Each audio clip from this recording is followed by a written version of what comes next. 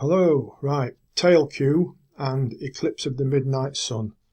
Before I ramble on a little bit to tell you about this album, a little bit of quick new wave of British heavy metal related news, and that is that I'm hearing that Saxon, yes, Saxon, returning with a live album that's entitled Crusader, I think it is, and I'm hearing that it's due for release probably in a couple of months or so, around about February 2026. Today it's the 23rd of December 2025, so if that's right, in a couple of months we've got a Saracen live album.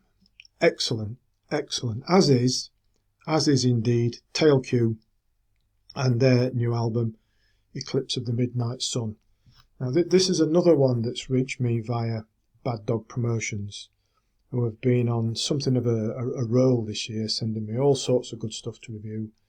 For example, just this past few weeks we've had the all good stuff from Sprig and Mist, Myth of Logic and Erewhon, for example.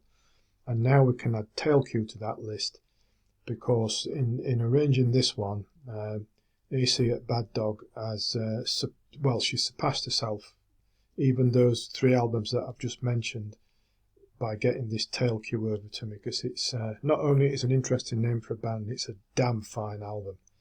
Oh yes. The blurb sheet, which AC included, tells me that Tail Cue are from Italy, and that this is their first album for around about 30 years, and that it's a journey through time, memory, and emotion. So there's a bit of a running theme involved with the songs. Now, before I even put it in the CD player, I was struck by the artwork. Rather eye-catching, isn't it? And doesn't that just scream proper prog symphonic metal? It does, doesn't it? And it is. We've got a sweeping, majestic near hour of first-class, accessibly complex. That's a bit of a contradiction, isn't it? But that's how I find it.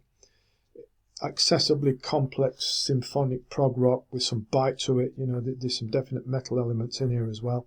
It's also well written, arranged and performed to merge all those different genres together. Like I said, we've got prog, we've got symphonics, we've got heavier stuff, and it all flows together really in a seamless way. And there's a huge vocal show from Laura Basler. Such range and power and emotion, and you know, just tremendous. We've got fluid guitar riffs, great solos, you know, some bite in there, fluid keyboards as well, atmospherics, great prominent bass lines, some clever drumming, and it's all just so good. Musically, what we got going on? Well, there's a very short instrumental, Voices from the Past, to start it off, and that morphs into the attention grabbing, the rage and the innocence. And that song ebbs and flows with the feature of it being the big symphonic section, where the guitars and the keys just run riot. Marvellous stuff. For Golden Stones offers a little bit of a breather. It's more of a sort of a gentlish piano-based song, bit proggy. But again, Laura shows what emotion and range she's got, along with the orchestration. Sun Tears. This is where the heavy stuff starts, prominent bass, moody guitar. Then we've got something similar but heavier with Gordon Sinclair, strong, pacey song, very heavy. Basically prog metal, full of powerful drumming and chunky guitar riffing. Good song. Tides goes back to a gentler type stuff, some acoustics, but there's a really wonderfully measured guitar solo in there as well. The Cue, just like Gordon Sinclair, banging heavy prog metal. What a song. Lady M, this starts out all sort of soft and atmospheric, and it broods and it builds away, and it leads up to a big explosion of keys and guitars, and another great solo in there. And there's yet more classy proggy stuff on We Will Be Back Once More. Then comes the big 10-minute closer of Vertigo. This one just builds in everything somehow as it flows along with all sorts of things going on, from the quiet, gentle, ethereal stuff to the full-on bombastics. involving all manner of keys and guitars banging away, and you know the huge rhythm section as well. So expansive, so varied, so good.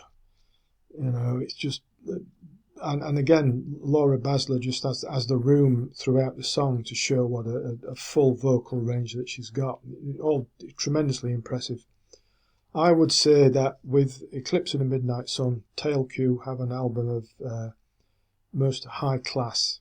I found it a bit tricky to get into at first. It's one of those albums that, well, you're rewarded with effort, shall we say. Now, it doesn't take much. And so whilst I did find it a bit tricky that first few spins, it's one of those albums that I stepped away from it. I didn't listen to it for about a week, and then put it back on again, and it clicked straight away. It's one of those albums that, you know, just needs a little bit of time to sink in. But I think it's excellent, and I recommend it most highly.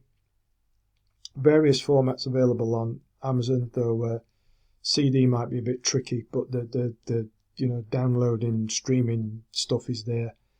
But there was only one CD when I looked on there through a reseller, so you might have to hunt around a bit if you want a physical copy. But worth the effort. But again, link below in the description. So I think this album is top notch. I really do. So I would encourage you to check it out if you think it might be your bag. Something else to do, if you wouldn't mind, is subscribe to the channel before you go, if you'd do me that little tiny favour. And until next time, thanks for listening, thanks for watching, and take care.